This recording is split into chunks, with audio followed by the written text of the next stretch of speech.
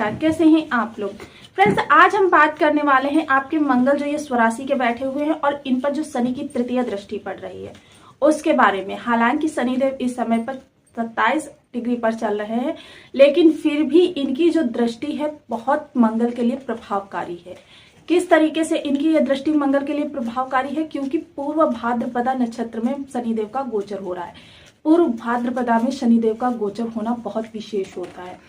शनिदेव की जो युवावस्था थी, जो वृद्धावस्था थी, वो तो शब व्यतीत हो गई, किंतु अब ये आपको किस तरीके के लाभ देने वाले हैं, इन सभी टॉपिक्स पर पूर्णतया चर्चा करेंगे हम इस वीडियो में। तो बने रहिए हमारे साथ इस वीडियो में, एंड तक आपको बहुत कुछ जानने के लिए मिलेगा। तो यदि आपके लग्न में 10 नंबर बना हुआ है तो ये राशिफल आपके लिए। यदि कुंडली में चंद्रमा के साथ कहीं भी 10 नंबर बना हुआ है तो भी ये राशिफल आपके लिए। कुंडली ना होने की स्थिति में आप इसे नाम राशि से भी देख सकते हैं।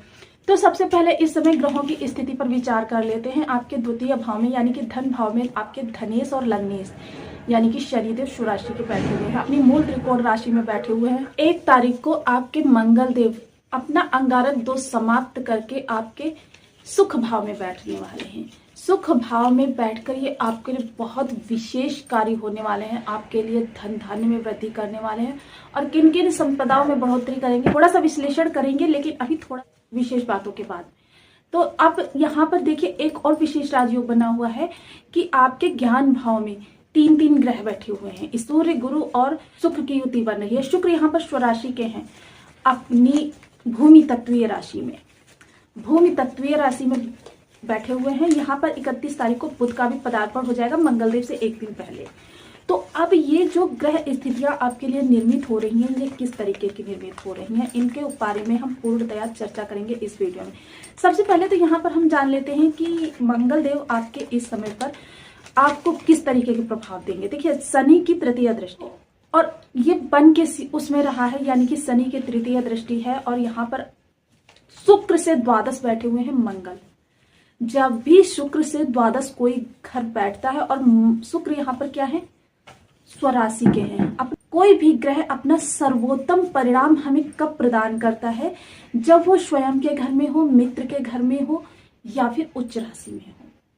तो इन सभी टॉपिक्स पर देखिए बहुत सूक्ष्म ये चीजें निकल कर आती हैं कि शुक्र से द्वादश मंगल बैठे हुए हैं, यानी शुक्र का समावेश हो रहा है।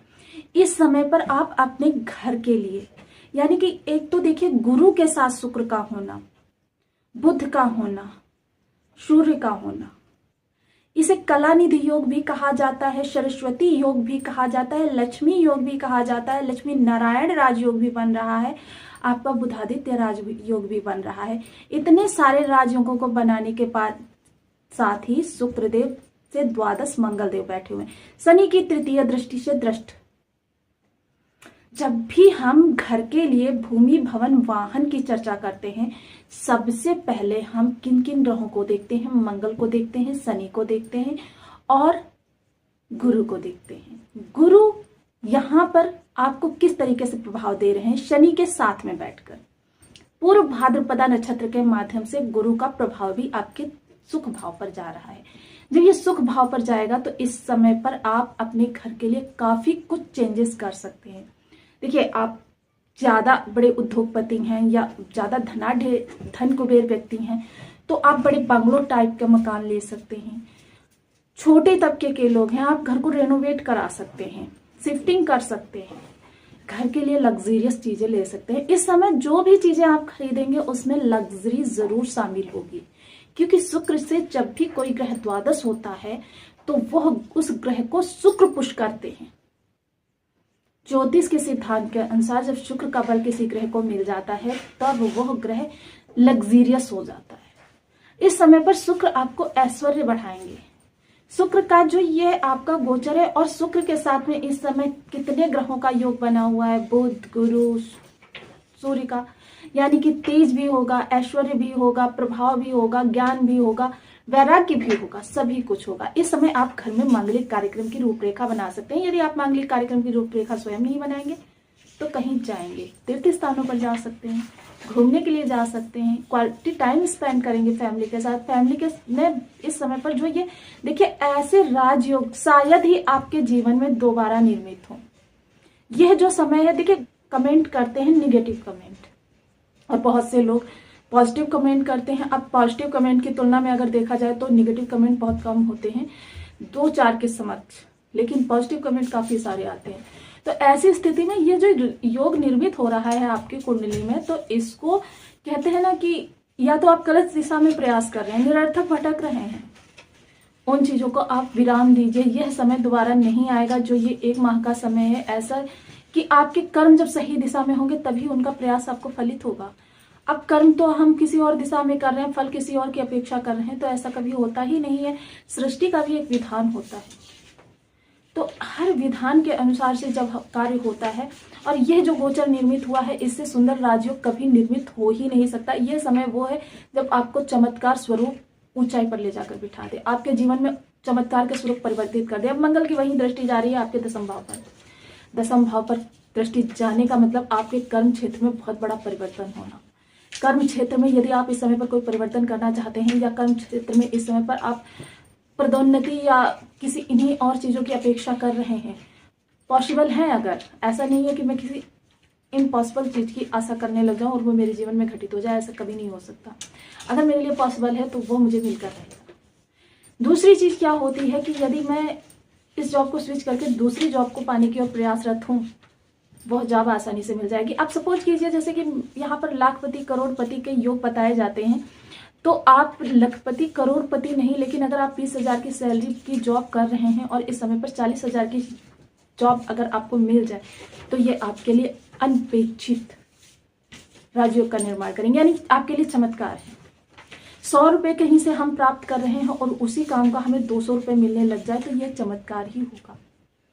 मतलब जिंदगी में परिवर्तन ऐसा नहीं है कि छप्पर फाड़ के कहीं से कुछ नहीं मिलता, कर्म हमें स्वयं करना पड़ता है, कर्म के अनुसार हमें फल मिलता है। सबसे अच्छे राजयोग इस समय पर निर्मित हो रहे हैं कि 4 ग्रह बैठे हुए हैं आपके ज्ञान भाव में। ज्ञान भाव से सीधे लाभ भाव पर दृष्टि डाल, ज्ञान से सीधे लाभ को देख रहे हैं, यानी कि अब इस समय पर आपके लाभ में जो वृद्धि होगी वो अन्यंत्र कभी नहीं होगी। 4 ग्रहों का, यानी कि सूर्य के तेज के साथ में, सूर्य के वैभव, शुक्र के वैभव के साथ में, गुरु के ज्ञान के साथ में, बुध के बुद्धि के साथ में। बुध कौन सी बुद्धि देते हैं? वाणिज्यिक बुद्धि, मैनिपुलेट करने वाली, लोगों को अपने प्रभाव में लेने वाली।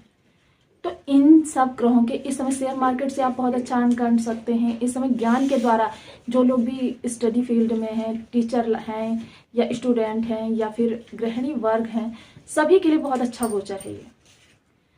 इस समय पर सबसे अच्छी विशेष बात देखने के लिए आपको यह आएगी कि संतानोत्पत्ति के लिए, संतान की तरफ से अगर कोई समस्या आपको आ रही है तो संतान की तरफ से वो समस्याएं दूर होंगी। संतान इस समय पर आपको ऐसे ऐसे कार्य करेगी कि आपका मन प्रफुल्लित हो उठेगा।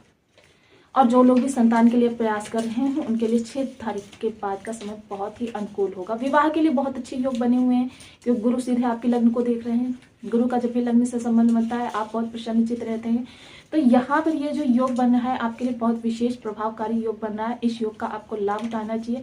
और सबसे पहले तो मैं यहीं पर आपके लिए कुछ विशेष उपाय बताना चाहूंगी। देखिए, शुक्र, अब इस समय पर जो भी कार्य आप करेंगे शुक्र के बल के द्वारा करेंगे। शुक्र से द्वादश मंगल, मंगल की दृष्टि आपके कर्म पर और सीधे लाभ पर। लाभ को आपके इस समय पर सभी ग्रह देख रहे हैं। ऐसा गोचर कभी बना ही नहीं है। ऐसा गोचर सालों में एक बार बनता है। हो सकता है आपके जीवन में ऐसा ही गोचर फिर ना भी निर्मित हो, तो इस समय का आप बहुत लाभ उठाएं। तो सबसे पहले आपको इस समय पर करना क्या है, मंगल और शनि गुरु, इनको आपको प्रबल करना है। मंगल शनि गुरु के लिए आप देखिए, मंगल के लिए ओम अंगारकाय नमः, शनि के लिए ओम शनिश्चराय नमः, गुरु के लिए आप ओम ब्रह्म बृहस्पति नमः। इन बीज मंत्रों का 1 माला, 2 माला, 5 माला, 7 माला, 11 माला का नियमित जाप करने का संकल्प लें। इसके अलावा आप देखिए मीठी बूंदी का प्रसाद बांट सकते हैं प्रत्येक मंगलवार को। अब मंगल चल रहा है, जेठ का माह चल रहा है, मंगल के मंगल आप लोगों को पानी वितरण करना प्रारंभ कर दें। पानी में चंद्रमा भी आ जाएगा आपका, पानी वितरण। और अगर इसमें शरबत मिला लेंगे तो मंगल से मंगल का मिलन हो जाएगा। रूह अफ़ज़ा डाल देंगे तो इसमें शुक्र का भी समावेश हो जाएगा, और थोड़ी सी केसर डाल देंगे, गुरु का भी समावेश हो जाएगा। बहुत बढ़िया महा उपाय रहेगा आपके लिए। तो इन उपायों को करें। जरूरी नहीं है कि आप सैकड़ों लोगों को ये शरबत पिलाएं। इस समय पर जेठ माह में ये जलदान बहुत विशेष महादान की श्रेणी में आता है। ये बहुत हमारे जीवन को प्रभावित करता है। तो आप अगर 10 लोगों को भी पिला सकते हैं तो आपके लिए बहुत उत्तम योग बनेंगे। तो आपको वीडियो कैसी लगी मुझे कमेंट बॉक्स में जरूर बताएं। चैनल पर न्यू है तो प्लीज़ वीडियो को लाइक शेयर, चैनल को सब्सक्राइब करना बिल्कुल ना भूलें। एक प्यारा सा कमेंट अवश्य छोड़ दिया करें, इससे हमें ये पता मिलता है आपको आपकी हमारी वीडियोस कैसी लग रही हैं, आपको और किस दिशा में जानने के इच्छुक हैं आप। तब तक के लिए नमस्कार, अपना ध्यान रखें, स्वस्थ रहें, मस्त रहें।